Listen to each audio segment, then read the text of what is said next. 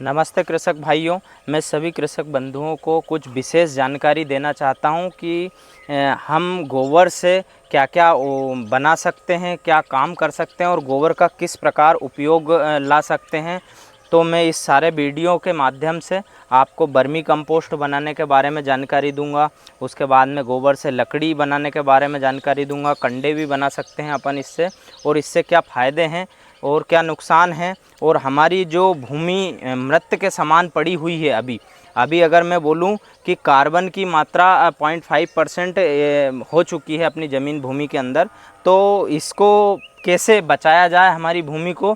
और जो हमारे पास अभी वेस्टेज के रूप में गोबर जा रहा है, इसका शॉर्ट फॉर्म में मैं बता दूं कि मेरे पास लगभग 200 ट्राली गोबर हो रहा है।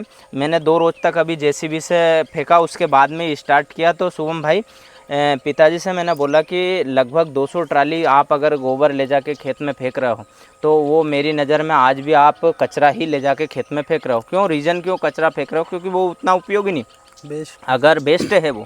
क्योंकि 200 ट्राली की जगह पे अगर मैं बर्मी के माध्यम से अगर उसको वर्मी कंपोस्ट बना के अगर 200 की जगह 20 ट्राली भी अगर मेरे खेत में फेंकूंगा और 80 ट्राली को मैं सेल कर दूंगा, तो कितना सेलिंग से भी पैसा आएगा अपने को, प्लस जो है वो जो 200 ट्राली फेंका उससे ज़्यादा उपयोगी और उससे ज़्यादा कारगर रहेगा।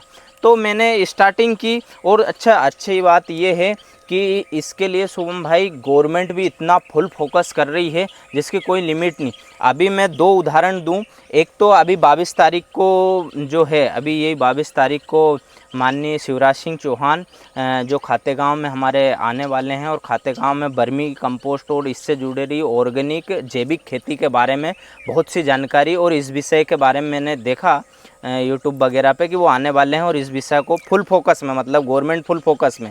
दूसरी बात ये कि मैं इसी प्रोजेक्ट को लेके मैं बैतूल भी गया। बैतूल के बाद में यहाँ अपने पास में नयापुरा ग्राम है, नयापुरा ग्राम में गया शुभम भाई। तो नयापुरा ग्राम में है राय जी हैं, तो राय जी के फार्म पे गया। राय जी के फार्म पे देखा, क्योंकि ऑर्गेनिक जीवामृत बना रहे हैं वो इससे, और सारे प्रोडक्ट और ऑर्गेनिक खेती कर रहे हैं। इतना टॉप रिजल्ट है कि जिसकी कोई लिमिट नहीं।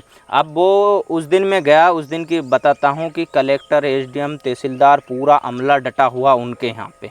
और उसके बाद में डॉक्टर मोहन यादव और जो अपने सीएम हैं उनके पीए जो आए हुए पीए, उसके बारे में फुल, मतलब गवर्नमेंट देखो कितनी फुल फोकस में है कि एक व्यक्ति के यहाँ आके और ये सारी चीज़ें आप एक हाथ बढ़ाओगे गवर्नमेंट के साइड, तो मैं गारंटी दूं कि गवर्नमेंट 2 हाथ बढ़ाएगी। इस समय बहुत ज़्यादा फुल मूड में है।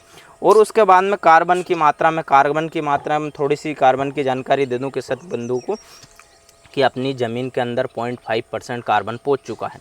0.5% कार्बन पहुंचना मतलब या आप अपनी ज़मीन से मुश्किल से 60 या 70 खेती ले पाओगे शुभम भाई। उसके बाद में वो खेती नहीं ले पाओगे, क्योंकि कार्बन की मात्रा इतनी अपनी ज़मीन में कम हो चुकी है। और कार्बन की पूर्ति सिर्फ वर्मी कंपोस्ट कर सकता है, जो गोबर है अपना गोबरी खाद उससे जो बनता है। और उसके बाद में अगला है, इसको हरी खाद के रूप में आप बो दो।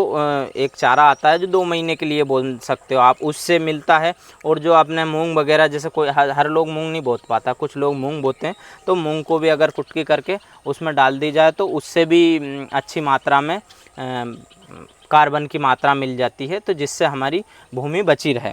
अब भूमि को बची रहे, ये देखो हमने कार्बन के लिए वर्मी कंपोस्ट के लिए मेरी फर्स्ट यूनिट कंप्लीट हुई। अब सेकंड में फिर सेकंड यूनिट चालू करेंगे, हम स्टार्ट किया है अभी हमारा जस्ट लगभग ये 1-2 रोज़ में मैं जीवामृत भी बनाने वाला हूँ।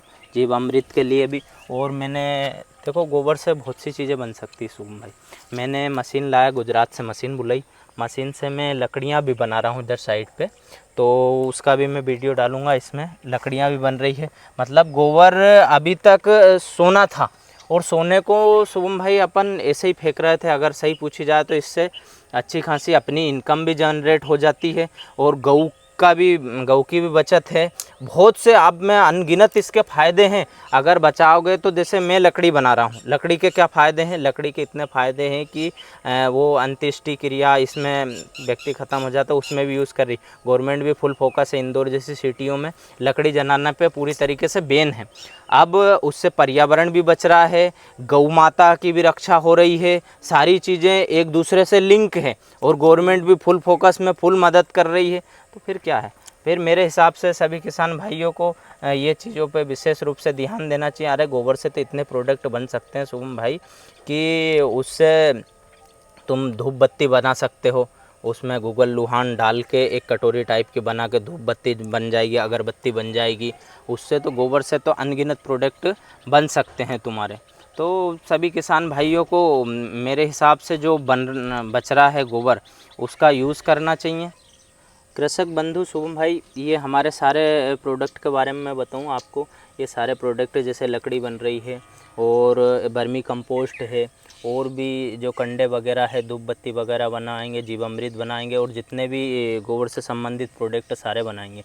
ये सारे प्रोडक्ट हमारे ऑनलाइन और ऑफलाइन दोनों साइडों पे उपलब्ध रहेंगे और मीशो, अमेजन, फ्लिपकार्ट, इन पे सारे पे ये हमारे प्रोडक्ट मिल जाएंगे। सभी प्रोडक्ट लेने के लिए हमारे चैनल को सब्सक्राइब करो, फॉलो करो और सारी लिंक इनके डीएम में मिल जाएगी। प्रोडक्ट कहाँ कैसे क्या मिलेंगे, ऑफलाइन के माध्यम से जो पास के लोग हैं वो ऑफलाइन के माध्यम से ले सकते हैं। लोकेशन के लिए लेने के लिए ये आपको नेमावर में हमारी जो पुराना शॉप है चिहार ट्रेडर्स के नाम से, उस पे और सार्थक दोनों पे ये प्रोडक्ट सारे अवेलेबल रहेंगे। धन्यवाद।